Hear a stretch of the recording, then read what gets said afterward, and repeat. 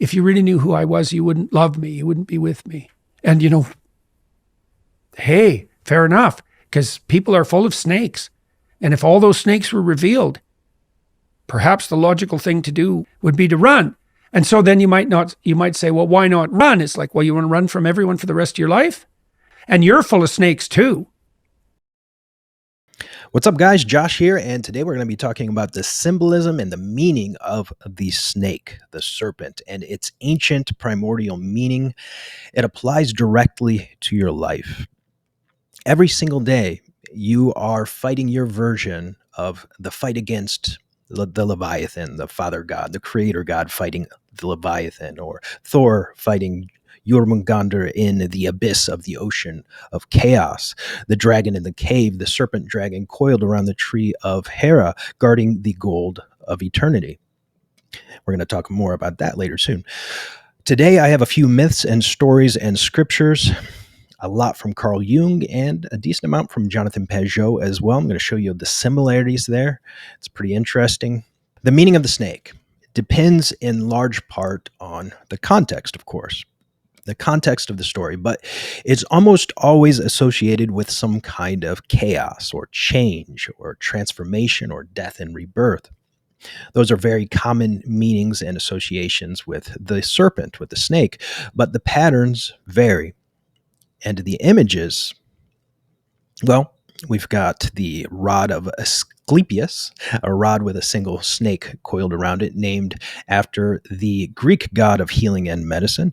We've got Hermes Caduceus, which is similar. We have Moses' staff, which turns into a snake when he casts it down on the ground, and then back into the staff of order and stability when he grasps the tail.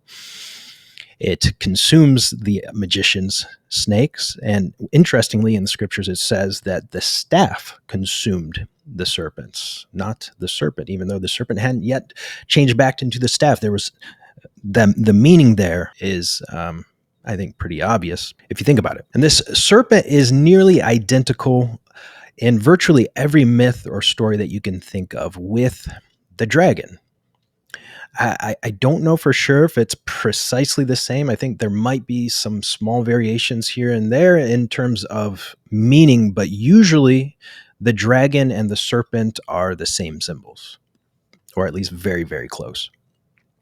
We have the Ouroboros, of course, the eternal cycle of life and death, renewal, etc. We have the Jormugandr at the bottom of the ocean, encircling the entire globe. Being a version of this, the cosmic version of the Ouroboros, and of course we see the dragon version of the Ouroboros, the dragon in that circle with its tail in its mouth. And best of all, this is my favorite at least, is the snake on the pole, the one spiraling up the pole or up the rod or staff. This is identical, symbolically speaking, to Christ on the tree, on the cross. And this is the symbol for everything. So just think of that image for a second. The serpent coiled on the staff, or the rod ascending, or the pole, or descending. It works both ways, right?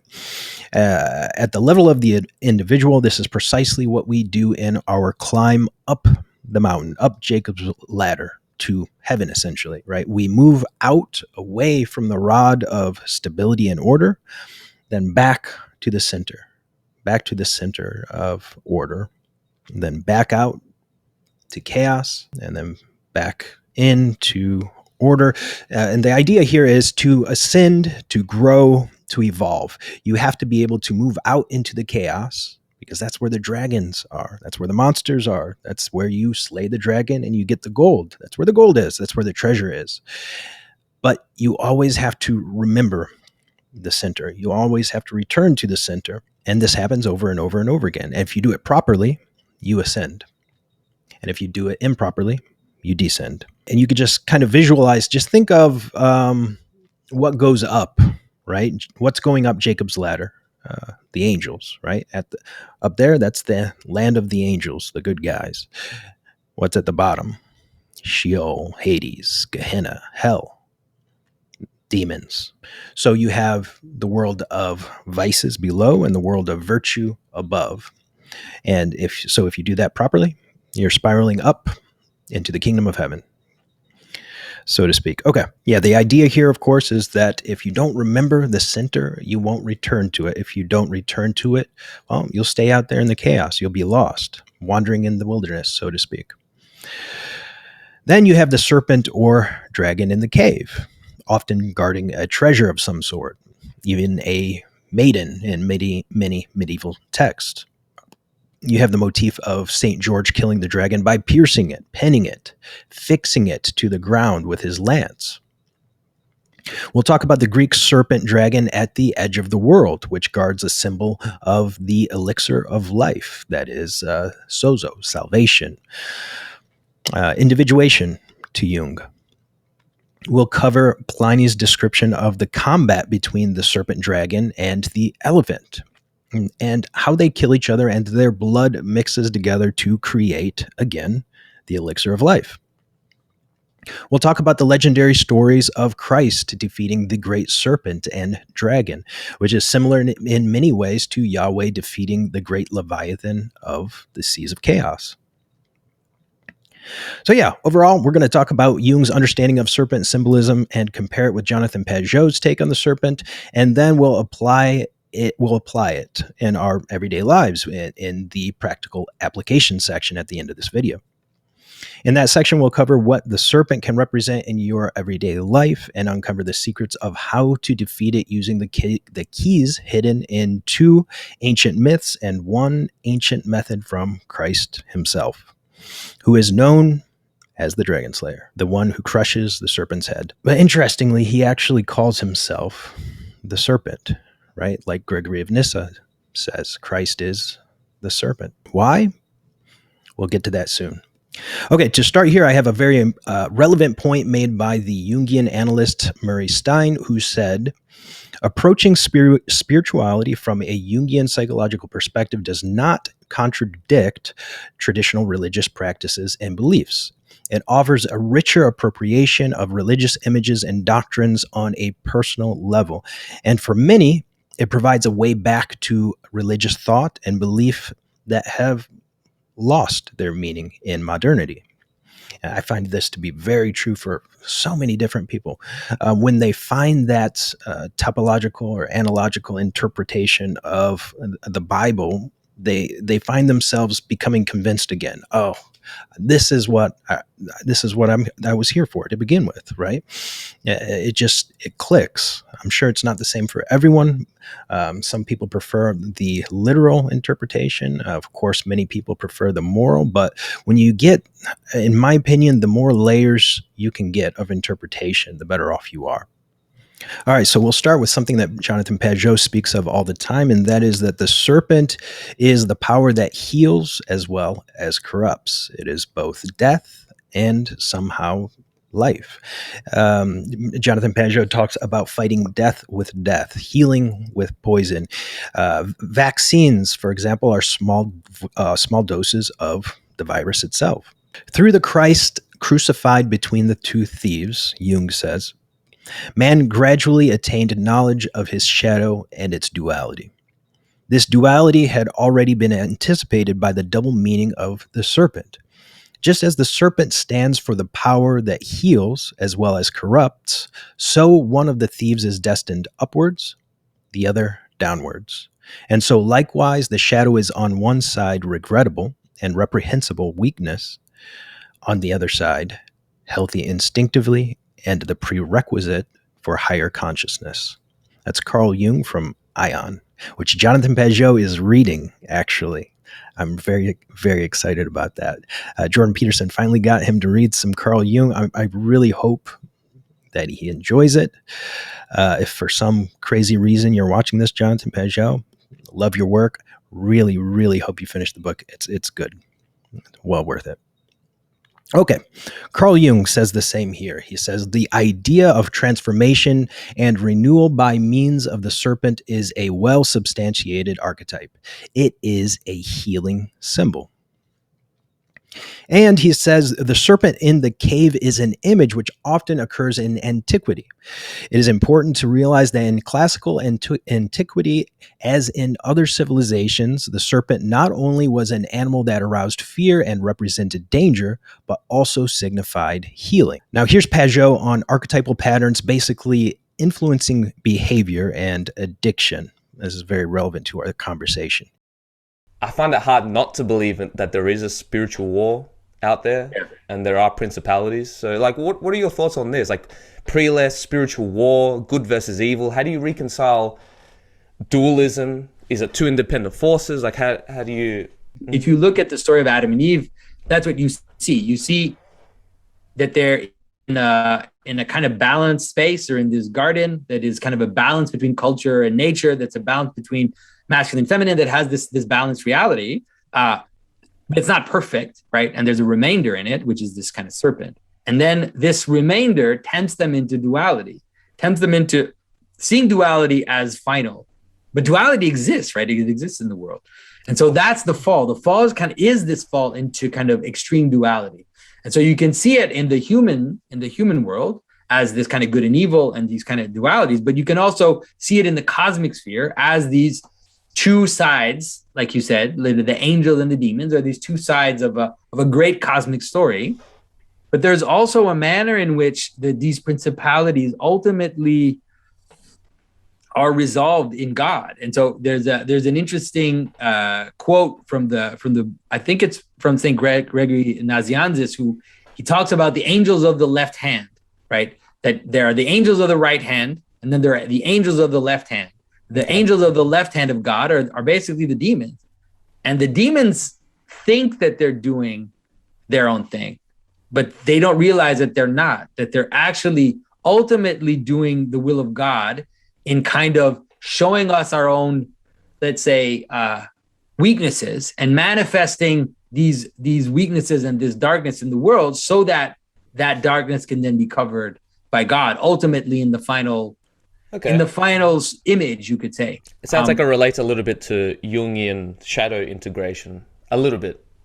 There's something of that. Let's give it a simple example. Let's say you're addicted to something. I don't know, maybe you drink too much, or I don't know, whatever it is, you watch porn, or like you have this addiction, right? And you know that it's an addiction because because you can't control it, right? Because you try to, and then you can't, and then it kind of pulls you. And so that's a principality. That's also a principality. That is, it's a pattern in reality that is cosmic. It's cosmic because you're not the only person with that addiction, dude. Yeah. There are other people that also have that addiction. It means that's not an idiosyncrasy to you. It's not just relative to you. It's an actual real pattern that exists in the world, but in which you are participating. And that you are not only participating, but that by engaging in these bad habits and these bad behaviors, you are feeding it.